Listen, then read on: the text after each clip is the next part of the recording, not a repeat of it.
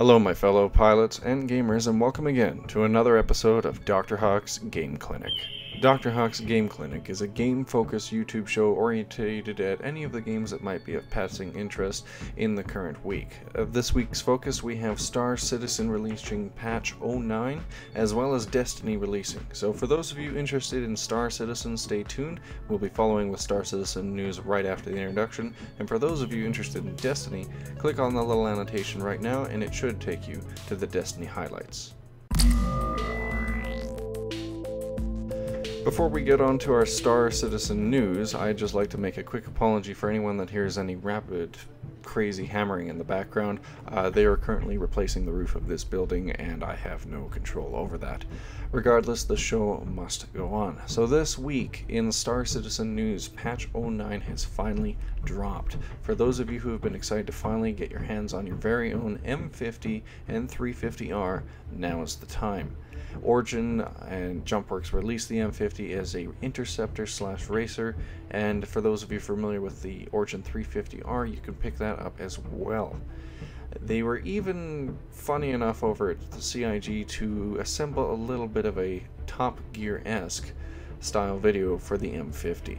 So let us preview that if you have not yet seen it.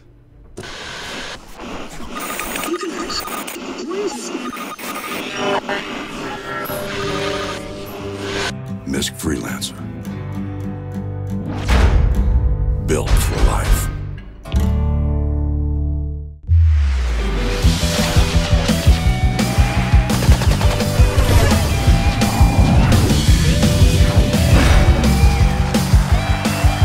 Now, over the last few years, Origin has become more known for looking fast than any sort of actual speed.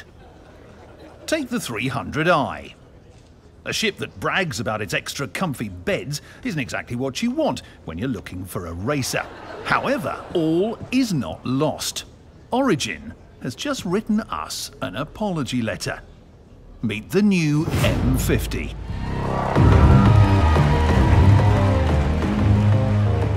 Space. The best ships gracefully dance across its expanse. The worst clumsily plod across its face. The new M50 doesn't have time for any of that. Instead, it simply slices its way through. The 2944 M50 was designed with one goal in mind: make the ship that will win the next Murray Cup. The surprising thing is, Origin may have just about done it. The stats are an orgy of mind-bending numbers, but it comes down to two things: less weight and more power. You'll notice that the nose cone has grown what I can only describe as a moustache, added to stabilise all the additional thrust that the retooled and updated twin-hammer HM 4.3 drives spew out. And the refinement doesn't stop there. They've narrowed the front fuselage, moved the wings forward for better balance, shaved the cockpit view pane down to the thinnest it could still be, and not shatter in your face. The result? A pure flying machine. Each movement on the stick translates directly into unadulterated throttle action. Welcome back to the glory days of flying. That's all well and good, but when you're talking about a racing machine, at the end of the day, you really have to, well, race it. And who better to prove the M50's mettle than the last Origin ship to actually manage a cup win, the 350R. Piloting the 350R is Galactic Gear's very own two-time cup holder, Timo Bakshi. Flying the M50, an incredible man who, for some inconceivable reason, has never won a single Murray Cup. Me. This, my friends, is going to be good. 5, 4, 3, 2, 1. I keep trying to push the limits, but I can't find the limits! Origin, you hear me? Apology accepted! Apology accepted!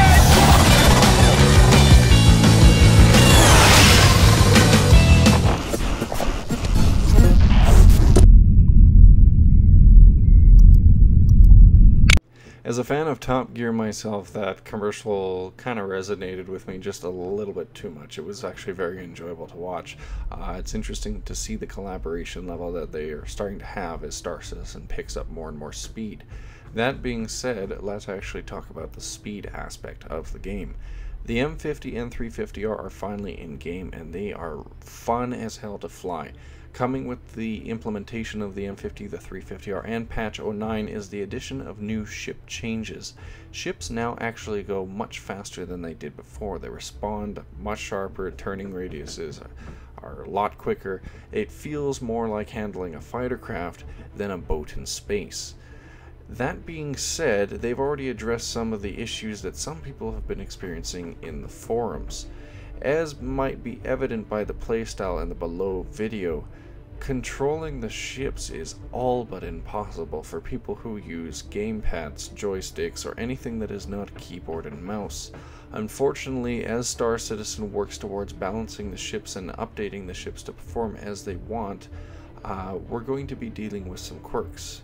So as you can see in the above video footage, this was me testing the 350R and then later on the M50. The first time I spawned was with the gamepad, and I can't do it. It is impossible. The controls are either all or nothing. There's no dead zone or soft zone or nothing. You turn left, you are going all the way left. You turn up, you're going all the way up.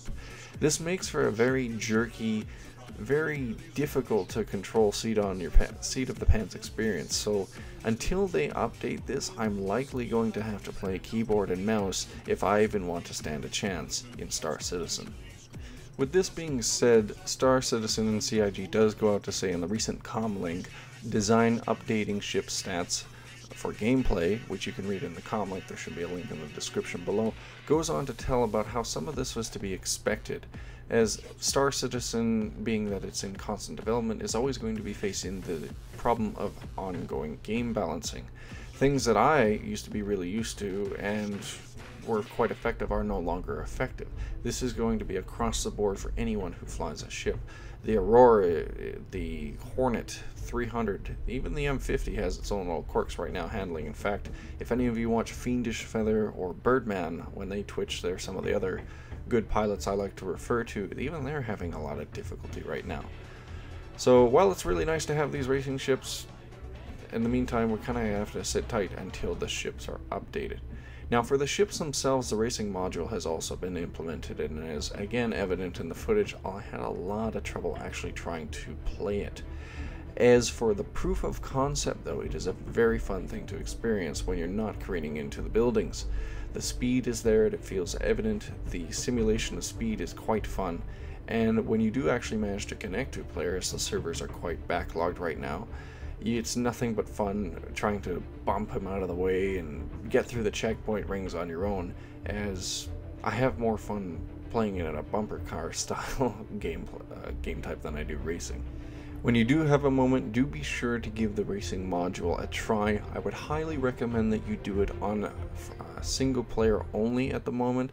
The servers are still a little bit lagging, and I've had a few cases where I've made a turn and ended up inside a building. They're not exactly in sync yet, so if you want to get a feel for the ships, and you can do it with any ship that's playable right now, so if you feel like taking a Hornet into the racing arena, you can do so. Give the ships a try. The M50 is really fun. That ship handles, in my review, I guess I would say, sort of like a tuner car. It's got a very fast acceleration out of the gate, very quick to accelerate to its top speed, and very agile. The 350R, on the other hand, is more like a muscle car. It has a massive engine in it, and while it doesn't accelerate as fast as the M50, once it reaches its top speed, it will eclipse the M50 quite easily.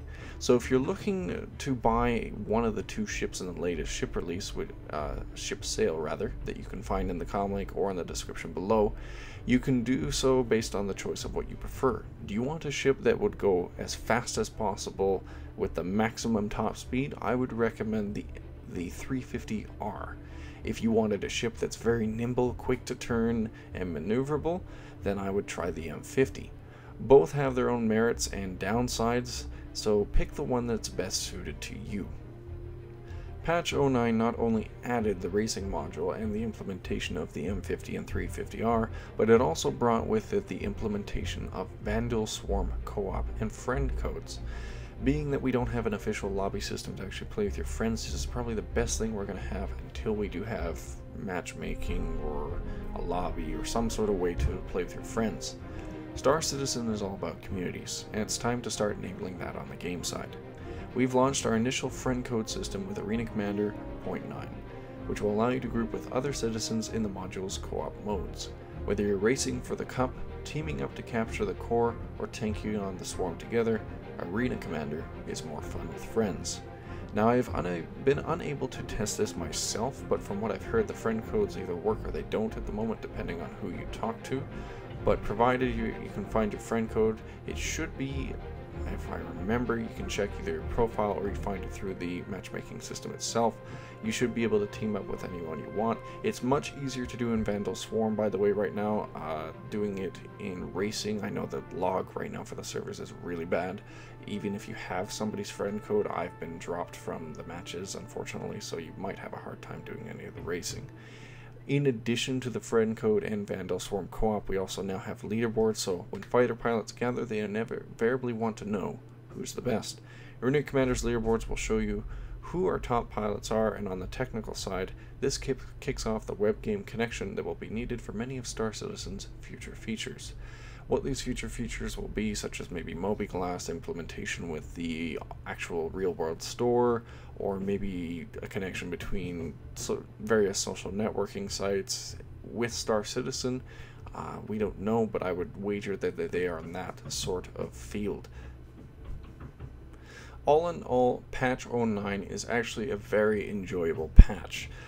There is a lot of griping and a lot of complaining happening right now, mostly based around the whole physics aspects of the ships and how they handle like squirrels on cocaine and heroin, but you have to look at the whole picture of what they're trying to do. We've gone from ships that handled like boats in space and were really slow, sluggish, and not really that fun to fly, to ships that are, as mentioned, squirrels on cocaine and heroin.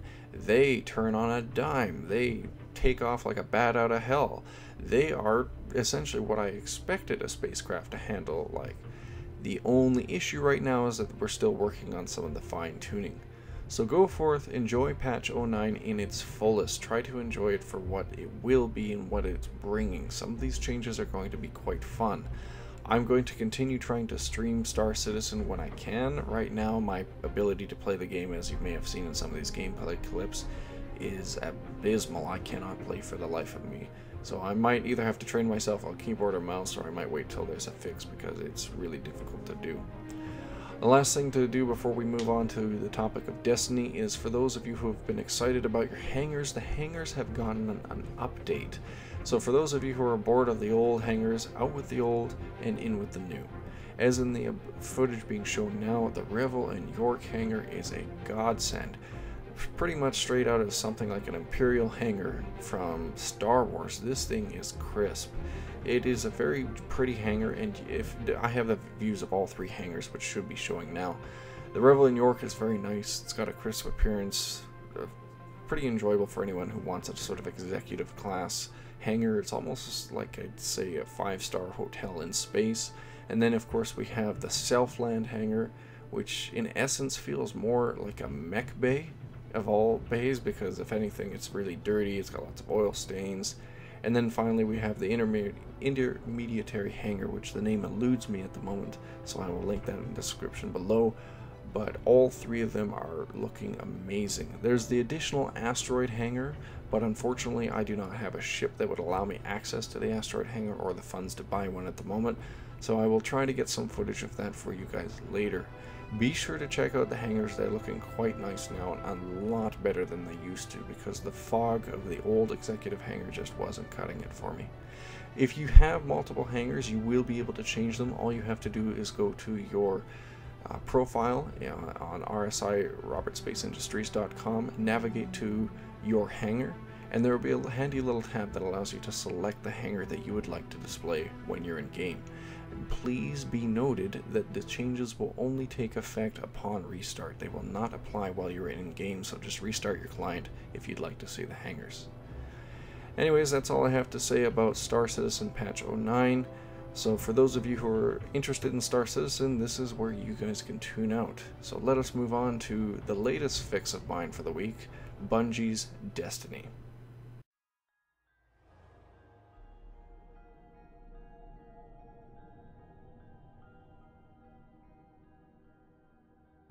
Depending on who you talk to right now, Destiny is either the greatest thing ever since sliced bread, or the worst possible flop that you've ever experienced.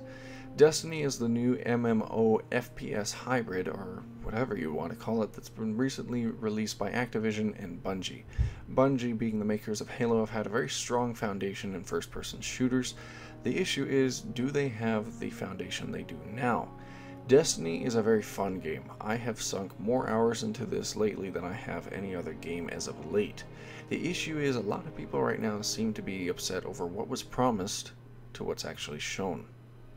A lot of the talks about what Destiny was supposed to be from Bungie is mentions of a shared world shooter, plenty of people running around to do missions with, plenty of places to explore, people to meet, secrets to find. The end result is not exactly unsatisfactory, but it's not groundbreaking either. Bungie played it safe with Destiny. So far, I plan to do a review, but it's being that not all the features are released at the moment, I'll wait for that later. What can be said is that this is a safe game. They took some of the best elements that you can in a shooter, very tight gameplay, very enjoyable maps, very enjoyable loot mechanics, well, that's debatable, we'll get that later, and addictive gameplay. They're doing something right, even though that there are times where it feels like you're playing a very repetitive game, which you are. I still feel driven to continually upgrade my character, get farther, and hence make him better. That being said, the few issues with Destiny that I see right now that everyone seems to go on is that we're not really given a reason or an explanation as to what we're doing. You are basically a guardian. You're one of the few people who are gifted with the abilities of the Traveler being a mysterious floating being that appeared over Earth one day and saved everybody from the darkness. There are 4 enemy factions that are also vying to destroy you, so it is up to you as a guardian, whether you choose a Titan, a Warlock, or a Hunter, to save the day. Each of these classes have their own unique abilities, the Titan playing like a traditional tank. You either get a shield or a Hulk-like smash. The Hunter has a very unique golden gun instant kill ability, as well as a melee-based blade dancer, which he goes around stabbing people. And the Warlock is your essential space wizard, hurling Mass Effect-esque dark energy at his foes, as well as becoming an almost unstoppable mage beast with Sunsinger. That being said, that's the only real difference between the classes. You're still going to be running to places, shooting things in the face, fighting off waves of enemies, and rinse and repeat a few 100,000 times. That's not all to be said about what the Destiny experience is, though. Provided you find some friends and find some people to play with, Destiny suddenly becomes a really fun co-op shooter to play. And this is where I start to see what Bungie was aiming for and kept pretty safe at going. They didn't create the massive MMO that everybody hoped for, the FPS that would redefine the genre, hence why I see some reviews coming out with like 8 out of 10s or 2 out of 10, whatever the industry likes to focus on right now, and instead focused on a game that you can just simply have fun with friends.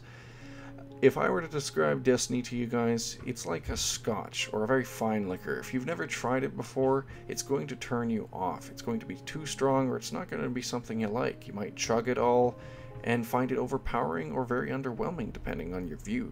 However, like any experienced person who enjoys spirits or liquors, you take your time, you sip it, you enjoy the scents, the flavors, the aftertastes, and you try to find what's there. The issue I think is that Destiny, of course, has not developed yet. They plan to at least support this game for 10 years from what I know. So being that we've had this very minimal taste of Destiny right now, it's fairly underwhelming. but if we give it time to age and mature, I'm pretty sure we'll have a pretty fun game in the end. Now, they have said that the raids are going to be released on September 16th with the addition of the Vault of Glass, which requires you and 6 other appropriately leveled friends to battle through the toughest challenge. Whether it is something completely new or different, or if it's very similar to some of the strikes and missions that I've already tried, that is to be determined.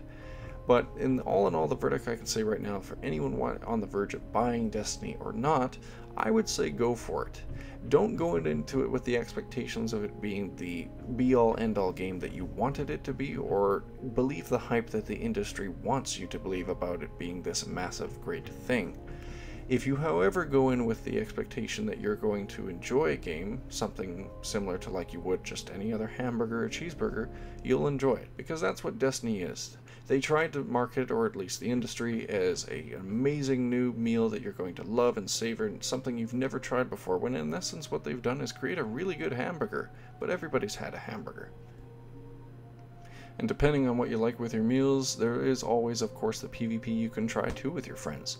So there's something for everybody in this game. In fact, the Crucible, or the PvP has been something I've been enjoying with my friends as of late. Provided you have a good fire team and group of friends with you, it is actually very easy to dominate the field in this game.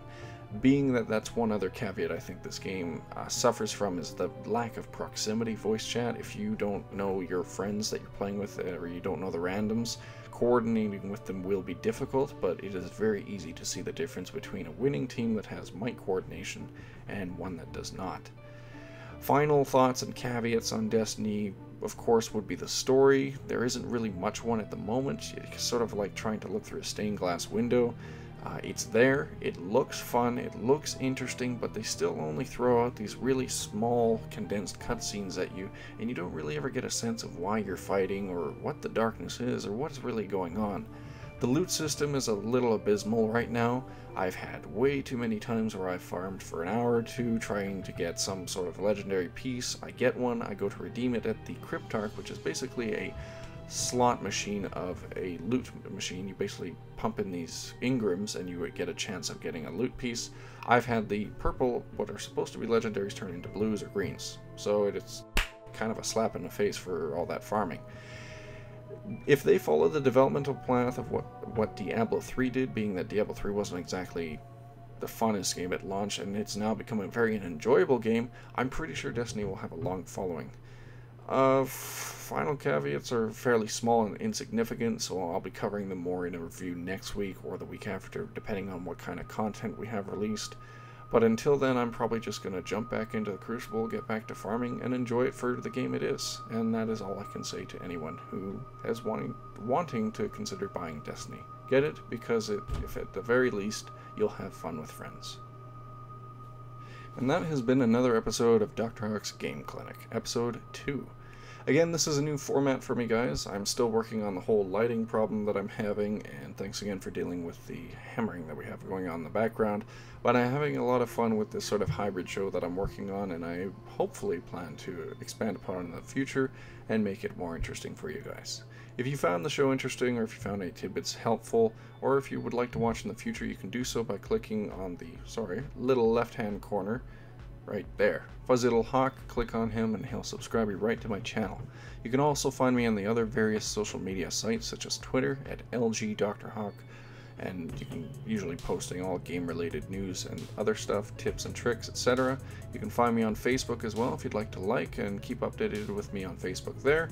And of course you can find me on Twitch TV when I do stream. Destiny should be streaming tonight later on, so for those of you tuning in, you can do so. And finally, thank you to all my Patreon subscribers who have helped so far. Again, the camera was purchased with your guys' help, and the current goal is getting a green screen and lighting.